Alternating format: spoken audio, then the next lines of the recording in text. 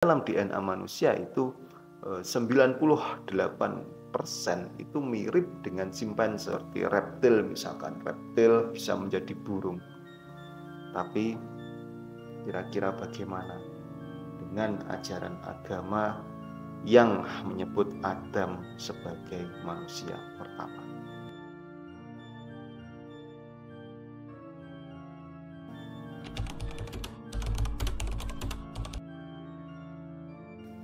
Dari sudut pandang berbagai macam agama, terutama di agama samawi, yaitu Islam, Kristen, Yahudi, dalam memandang asal-usul manusia itu hampir memiliki kemiripan, konsep kemiripan dalam penciptaan manusia tersebut, yaitu Adam adalah sebagai manusia pertama yang diciptakan oleh Tuhan secara instan.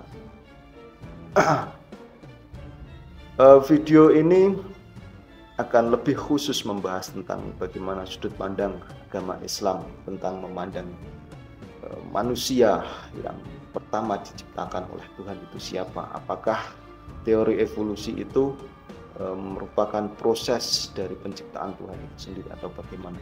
Kita lebih spesifik di dalam sudut pandang agama Islam. Di dalam agama Islam pun terjadi sebuah perbedaan pendapat, karena di dalam memahami penciptaan ini itu sudah masuk di dalam sebuah ranah tafsir, yang dimana ketika membicarakan tafsir Al-Quran tentunya akan sangat memungkinkan perbedaan-perbedaan terjadi. Karena apa? Ya karena tafsir Al-Quran itu biasanya dilatar belakangi oleh kebudayaan yang berbeda, oleh pribadi yang berbeda, oleh pemahaman keilmuan yang berbeda. Nah, dari situ akan memunculkan sebuah kesimpulan yang berbeda-beda dari ajaran atau dari kitab suci yang ditafsirkan tersebut. Di dalam teori evolusi ini ada dua pendapat yang berbeda.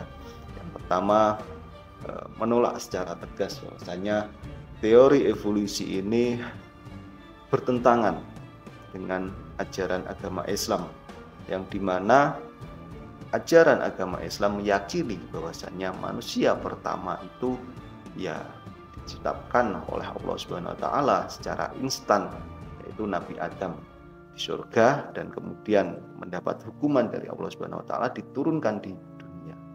Itu pendapat yang pertama di dalam Islam. Terus ada lagi pendapat yang lebih fleksibel memandang teori evolusi ini. Kita akan lebih membahas pendapat yang lebih fleksibel ini. Di dalam tokoh tafsir yang terkenal yang ada di Indonesia seperti Profesor Quraish Shihab, beliau berpendapat bahwasanya Al-Quran itu tidak secara eksplisit menolak atau menerima tentang adanya teori evolusi ini. Yang jelas Al-Quran menurut beliau itu menyatakan bahwasanya Allah Subhanahu wa taala lah yang menciptakan manusia, tetapi tidak menjelaskan secara rinci bagaimana proses penciptaan itu terjadi. Itu menurut Profesor Quraish Shihab di dalam tafsir beliau. Di dalam tafsir beliau ini juga menggarisbawahi bahwa ada banyak ayat yang menunjukkan penciptaan makhluk hidup itu terjadi secara bertahap. Misalkan kita lihat di dalam surat Al-Insan ayat 1 yang artinya, bukankah telah datang kepada manusia suatu waktu dari masa sedang ia ketika itu belum merupakan sesuatu yang disebut adanya.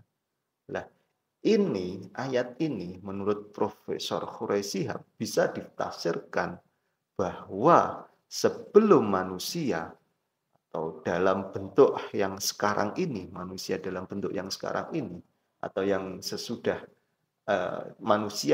sebelum manusia ada dalam bentuk yang sekarang ini, itu ada kemungkinan ada bentuk kehidupan yang lainnya, yang dimana di sini tidak disebutkan namanya. Terus ada lagi ayat dalam Quran surat An-Nuh ayat 14 yang artinya padahal dia Allah telah menciptakan kamu dalam beberapa tingkat atau beberapa kejadian. Di dalam ayat ini juga bisa ditafsirkan bahwasanya manusia itu mengalami tahap-tahapan di dalam penciptaan yang bisa dipahami sebagai evolusi. Dengan demikian bukan mustahil bahwa Allah Subhanahu wa taala itu menciptakan manusia melalui proses yang bertahap sebagaimana sama dengan teori evolusi itu sendiri. Terus pertanyaan lagi, di mana posisinya Nabi Adam? Dengan apa Nabi Adam itu diciptakan? Salah satu pertanyaan utama di dalam sebuah diskusi yang panjang, apakah Nabi Adam itu benar-benar manusia pertama atau hanya manusia pertama yang memiliki kesadaran spiritual penuh seperti kita sekarang ini. Saya ambil lagi dari pendapatnya Profesor Hurai Shihab. Beliau menjelaskan bahwasannya Nabi Adam itu bisa jadi bukan manusia pertama secara biologis. Saya ulangi lagi, menurut beliau, Nabi Adam itu bisa jadi bukan manusia pertama secara biologis, tetapi Nabi Adam yaitu manusia pertama yang diberi kesadaran moral dan wahyu oleh Allah Subhanahu wa taala. Ini berarti bahwa bisa saja makhluk yang mirip dengan manusia itu ada sebelum Nabi Adam, tapi makhluk tersebut belum memiliki kapasitas intelektual. Makhluk tersebut belum memiliki kapasitas spiritual seperti manusia modern pada saat ini. Pendapat Profesor Hurai Shihab ini juga dikemukakan oleh beberapa pemikir muslim yang lainnya seperti Fazlur Rahman, yaitu seorang cendekiawan muslim modern, Harun Yahya, seorang penulis muslim yang menolak Darwinisme tetapi mendukung microevolution. Ada juga Muhammad Abduh dari Mesir. Beliau ulama Mesir yang membuka ruang diskusi yang sangat lebar sekali tentang kemungkinan teori evolusi di dalam Islam. Pendekatan-pendekatan seperti ini itu memungkinkan kita memahami penciptaan manusia secara ilmiah, secara yang lebih ilmiah tanpa bertentangan dengan keyakinan bahwa Allah Subhanahu wa taala adalah Sang Pencipta. Jadi dari penjelasan di atas dapat disimpulkan bahwasanya Islam memandang penciptaan Adam, penciptaan manusia itu dalam ranah tafsir. Dari tafsir itu akan muncul sebuah pemahaman yang berbeda-beda.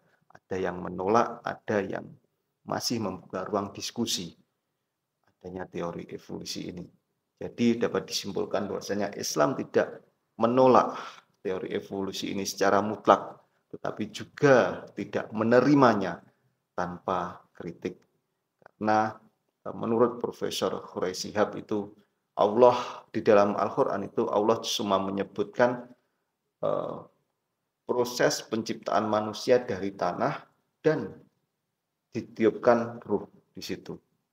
Nah, proses ini kalau saya mengutip dari pendapatnya Profesor Hurai Shihab, proses ini kalau kita lihat analogikan dari alfabet, misalkan penciptaan manusia itu dari tanah itu A dan peniupan ruh itu Z, maka A sampai Z itu ada B, C, D, E, F, G, dan seterusnya.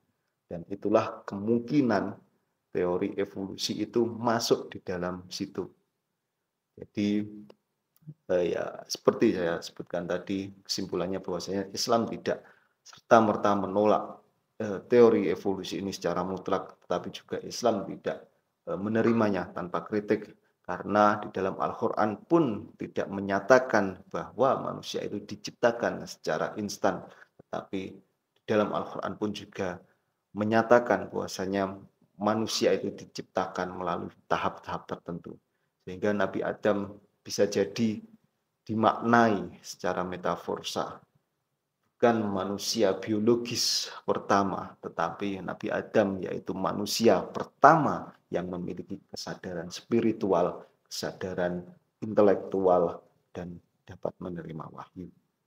Sains dan agama tidak harus bertentangan, karena keduanya itu membahas aspek yang berbeda tentang penciptaan alam manusia ini.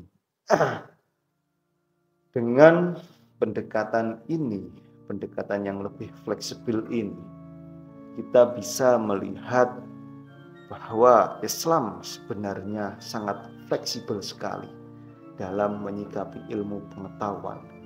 Karena di dalam Islam itu sendiri banyak perintahnya untuk manusia itu menggunakan akal pikirannya untuk mengamati sesuatu yang sudah diciptakan oleh Allah, bintang, makhluk hidup lainnya. Nah, dari pengamatan-pengamatan tersebut sehinggalah muncul ilmu pengetahuan, dan salah satunya yaitu teori evolusi ini.